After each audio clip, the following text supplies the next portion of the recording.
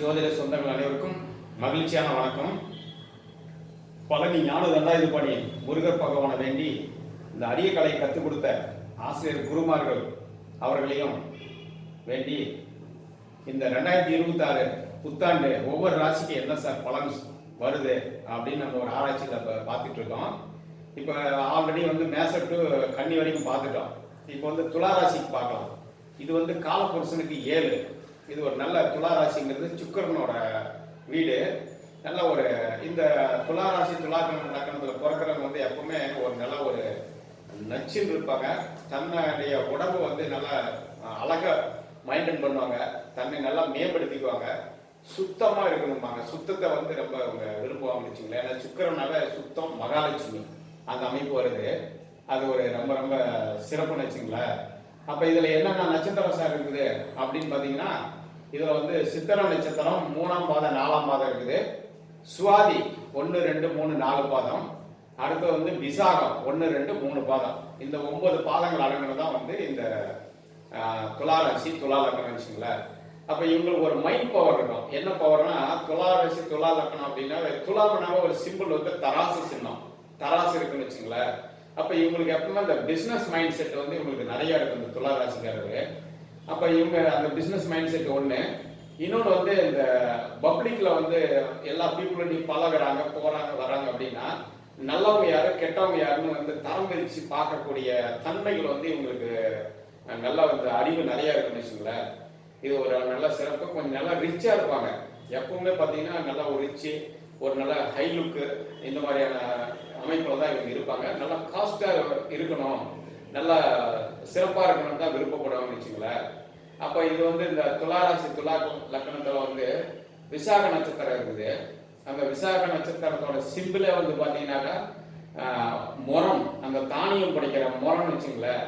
அந்த முறம் என்ன பண்ணணும்னா, ஒரு தானியத்தை போட்டு புடைக்கும் போது நல்லதெல்லாம் தண்ணி உள்ள வச்சுக்கும், கெட்டதெல்லாம் வெளியே தள்ளிடும். இதே மாதிரி தான் இவங்களுடைய ஃப்ரெண்ட்ஷிப்பு, வேற இன்னும் நட்பு வட்டாரத்தில் பலவர எல்லா மக்களும் நல்ல மக்களை தேர்ந்தெடுத்துக்குவாங்க, கெட்ட மக்களை தள்ளி விட்டுருவாங்க. அந்த மாதிரி ஒரு தன்மை இவங்களுக்கு சிறப்பு இருக்குது.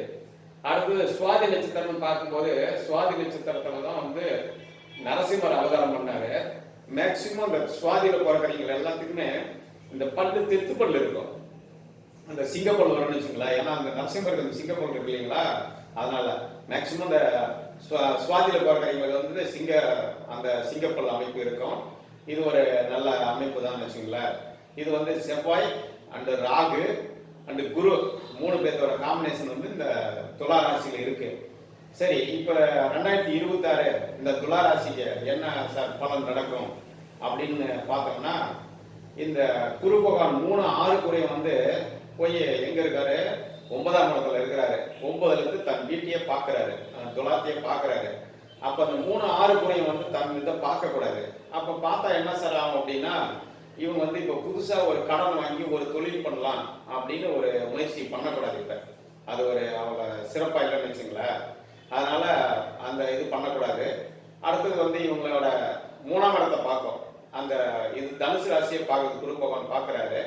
அப்ப இவங்க ஏதாவது ஒரு கடன் இல்லாம செய்யற வேலையை அப்படியே செஞ்சுட்டு இருக்கிறது நல்லது.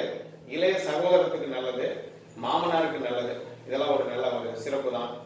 அடுத்தது 6ஆம் இடத்துல இருக்கிற ராகு பகவான் தன்னுடைய 3ஆம் இடத்தை பார்க்குது. 6ங்கிறது ஒரு உத்தியோகத்தை சொல்லும். அப்ப உத்தியோகங்கிறது சொல்லும். 3ங்கிறது ஒரு மாற்றம். அப்ப இவங்களுக்கு இப்போ உத்தியோகத்துல ஒரு மாற்றம் வரும்னு வச்சுங்களேன். ஆல்ரெடி ஒரு இடத்துல வேலை செஞ்சுட்டு இருந்தாங்கன்னா ஒரு டிரான்ஸ்ஃபர் கிடைக்கிறது. இவங்க ஏற்கனவே கொஞ்சம் விருப்பமில்லாத இடத்துல வேலை செஞ்சாங்கன்னா ஒரு விருப்பமான இடத்த தேர்ந்தெடுக்கிறதுக்கு இவங்களுக்கு ஒரு மாற்றம் கிடைக்கும். உத்தியோகத்தில் இருக்கிறவங்களுக்கு ஒரு மாற்றம் சிறப்பு. அடுத்தது இவங்களுக்கு அந்த சனி பகவான் சனி பகவான் தான் 6ஆம் இடத்துல இருக்காரு. 6 இருந்து 12 பார்க்கிறாரு. இவங்களுடைய 3ஆம் இடத்தையும் பார்க்கிறாரு. அடுத்து 5ஆம் இடத்துக்கு ராகு பகவான் இவங்க 3ஆம் இடத்தை பார்க்கிறாரு. அதனால 5ங்கிறது ஒரு ஆள் மனசு, ஒரு ஆசை. அப்ப 5ஆம் இடத்துல ராகு இருக்காரு. ஒரு ஆள் மனசு ஆசை தூண்டுன்னு வச்சுங்களேன். ஒரு குறுக்கோளையில பணம் சம்பாதிக்கலாம், ஏதாவது ஒரு கம்பெனியில நம்ம போட்டோம்னா பண லாபம் வரும், இப்படியெல்லாம் ஒரு எண்ணம் வரும். அதெல்லாம் நம்ம நிறுத்திக்கணும். கட்டுப்பாடாக இருக்குன்னு வச்சுங்களேன். அந்த மாதிரி போட்டோம்னா சிறப்பாக இருக்காது. இருந்தாலும் 6ஆம் இடத்துல இருக்கிற சனி பகவான் வந்து தன்னுடைய 12ஆம் வீட்டை பார்க்கறதுனால 12ங்கிறது கால் பாதம். அப்போ கால் பாதம் சார்ந்த விஷயத்தில் கொஞ்சம் நம்ம கவனமாக இருக்கணும். ஒரு வண்டி இல்லை போகிறது வர்றது இதில் நம்ம கொஞ்சம் கவனமாக போகணும். இல்லைன்னா காலில் ஏதாச்சும் ஒரு அடிபடுறது, ஏதோ ஒரு எக்ஸ்ரே எடுக்கிறது, இந்த மாதிரி ப்ராப்ளம்ஸ் வரும். அதனால் நீங்கள் கவனமாக இருக்கணும். இருந்தாலும் வந்து உங்களுக்கு பெரிய அளவுக்கு பாதிப்பு இல்லைன்னு வச்சுங்களேன். துளாராசி துலா லக்னம் அந்த தொழில் வேலையில் கொஞ்சம் கவனமாக இருக்கணும். ஒரு டிரான்ஸ்ஃபர் கேட்டாக்கா கிடைக்கும். இப்போ டிரான்ஸ்ஃபருக்காக முயற்சி பண்ணவங்களுக்கு கிடைக்கும். புதிய வேலை வாய்ப்புகள் உருவாக்குறதுக்கு முயற்சி பண்ணவங்களுக்கு கிடைக்கும்.